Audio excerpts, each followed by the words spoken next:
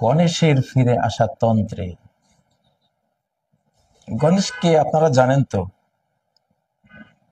ইতিহাসে এক খুনি হিন্দুত্ববাদী রাজা ছিল। মুসলিম দরবেশ, আলিম ওলামা, ধর্মপ্রাণ, ধর্ম বিশেষজ্ঞদের হত্যা করত।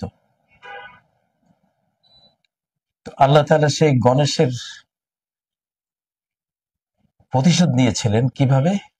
তার বংশটাই কেটে দিয়েছিলেন। গণেশ আর ফিরে আসে না। গণেশের হিন্দুত্ববাদী আগ্রাসী সে ব্লাড জেনেটিকটা আল্লাহ কেটে দিয়েছিলেন। এবং ইতিহাস সাক্ষী, গণেশের ছেলে সুলতান জালালউদ্দিন হয়েছিলেন। গণেশের সেই মূর্তি পূজার স্রষ্টা বিরোধী যে জার্ম তার মধ্যে ছিল, সেটা সহ আল্লাহ তাকে এই পৃথিবী থেকে নিশ্চিহ্ন করে দিয়েছিলেন।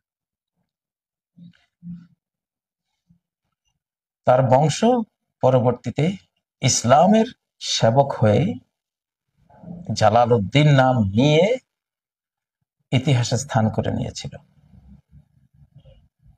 পাস বা মিল গয়া কাবে কো সনম খানে সে, আমরা তো সেই জাতি যে চেঙ্গিস খান প্রায় 40 কোটি জনগোষ্ঠীকে হত্যা করেছিল, তারই বংশ থেকে আবার 720 বছর ব্যাপী গোটা মুসলিম জাহানের নেতৃত্ব দানকারী, কাবা রক্ষাকারী তুরস্কের সেই সুলতান সুলেমানরা বেরিয়ে এসেছিলেন। তো গণেশ ফিরে আসেনি, ফিরে আসবে না। অতীতের গণেশও ফিরে আসেনি, এখনকার গণেশও ফিরে আসবে না। ভারতীয় কোন গণেশ, ভারতের কোন দালাল, ভারতের ভ যার মধ্যে আছে, আকাশ থেকে তাকে কেটে ফেলা হয়েছে। অতিরিক্ত বাড়াবাড়ি করলে যেখান থেকে বাড়াবাড়িটা হচ্ছে সেটাও কেটে ফেলা হবে। সূরা আল কারিয়াহ, মহাপ্রলয়ের সূরাটি সামনে নিয়ে বসে আছি। মহাপ্রলয়, নজরুলের বিদ্রোহী কবিতা নিতাম, সময় পাচ্ছিলাম না, এই জন্য।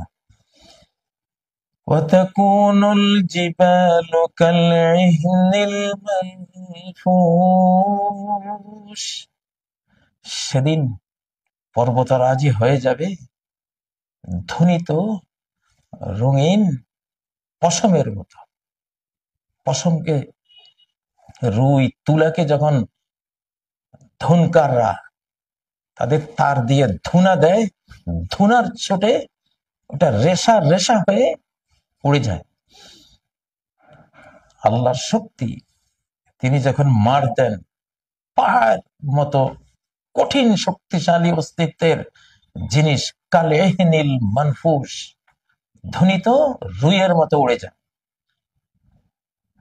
যে গণেশ আবার ফেরত আসার পায়তারা করছে, কসাই, কসাই গণেশ, কসাইগুলোকে সৃষ্টিকর্তা এই বাংলাদেশের জনগণকে দিয়ে একেবারে তারের ধুনার মতো উড়িয়ে ফুড়িয়ে দিবেন একেবারে, ইনশাআল্লাহ। ওয়াতাকুনুল জিবাল, সুর দিয়ে পড়তে ইচ্ছে হয়, আনন্দ লাগছে, আলহামদুলিল্লাহ। কোনো ভয় নেই আমাদের ছাত্ররা, ছাত্র জনতা, বাংলার অকুতোভয় দেশপ্রেমিক সেনাবাহিনী, তোমাদের কোনো ভয় নেই ইনশাল্লাহ। রোড ক্লিয়ার, রাস্তায় কোনো অন্ধকার দেখলে আমি বলবো ইনশাল্লাহ রোড ক্লিয়ার, কোনো ভয় নেই। এগিয়ে যাও, দেশপ্রেমিক, বাংলাদেশ প্রেমিক হও, বাংলা ভাষা প্রেমিক, হিন্দি প্রেমিক চাই না, ভারত প্রেমিক চাই না, ইসলাম আল্লাহ প্রেমিক চাই। আমরা আল্লাহ বন্ধুর দেশ এটা। وتكون الجبال كالعهن المنفوش, পাহাড় হয়ে যাবে ধ্বনিত রঙিন পশমের মতো, উড়ে চলে যাবে ইনশাআল্লাহ। বেশি কথা আজকে বলবো না।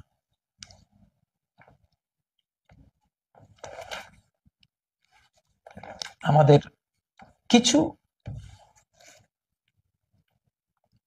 আমাদের ভাইয়েরা আছে বাংলাদেশে, শুধু ভয় পায়। 500 কোটির দেশটা, বডি গোদা মুরগি না, গোদা মুরগির বডি তো 15 কেজি হয়, কিন্তু দেশি মুরগি বাচ্চা একটা ওটা ঠোকরাইয়া সারা শরীর রক্তাক্ত করে দিতে পারে, কোনো ভ্যালু নেই। বডি হলে কি হবে? فترى الذين في قلوبهم مرض يسارعون, যার অন্তরে ব্যাধি আছে, মুনাফিকের ব্যাধি, মীর জাফরের ব্যাধি। উপরে বাংলাদেশ, ভিতরে ভারত, উপরে একটা ভেতরে আরেকটা, দুমুখী তার ব্যাধি। এবং সন্দেহ, ডাউটের ব্যাধি, আল্লাহর শক্তি সম্বন্ধে জানে না।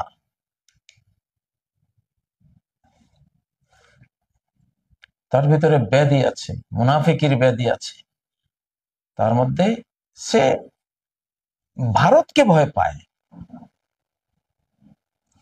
বিরাট মানচিত্র, তাই না?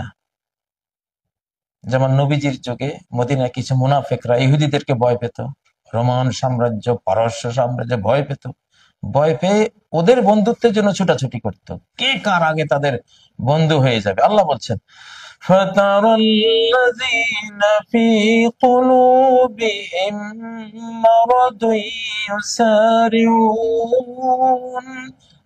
ওরেও সম্বোধিত ব্যক্তি, তুমি দেখবে তাদেরকে যাদের হৃদয়ে রোগ আছে, ডিজিজ আছে, হার্ট ডিজিজ, হার্টের রোগী এরা সবাই। যারা ভয় পায়, ভয় পেয়ে গণেশকে ফেরত আনার চিন্তা করে, এদের হার্ট ডিজিজের কারণে এসব বলে। ভাইরাস ঢুকেছে এখানে, জার্ম ঢুকেছে। في قلوبهم مرض يسارعون, ছোটাছুটি করছে। দিল্লি আর ঢাকা কানেক্টেড, দৌড়াদৌড়ি করছে কে কার আগে ওনার বন্ধুত্ব দেবে। আরে ওনারে তো খবর নাই, সামনে রোড ক্লিয়ার দেখতে পাচ্ছে, ওদের ধ্বংস 2 চোখে দেখছি। يقولون نخشى أن تصيبنا دائرة, গণেশকে ভয় পাচ্ছেন, জব্বার কাহারকে ভয় করুন। نخشى أن تصيبنا دائرة, কেন আমাদের নিরাপত্তা বাহিনী থেকে গণেশ ফেরাবার কথা আসে? তারা ভয় পাচ্ছে, তাদের অন্তরে এখানে ব্যাধি আছে। আমার কাছে চিকিৎসা আছে, কোরআন শেফা, ইনশাআল্লাহ শেফা হয়ে যাবে।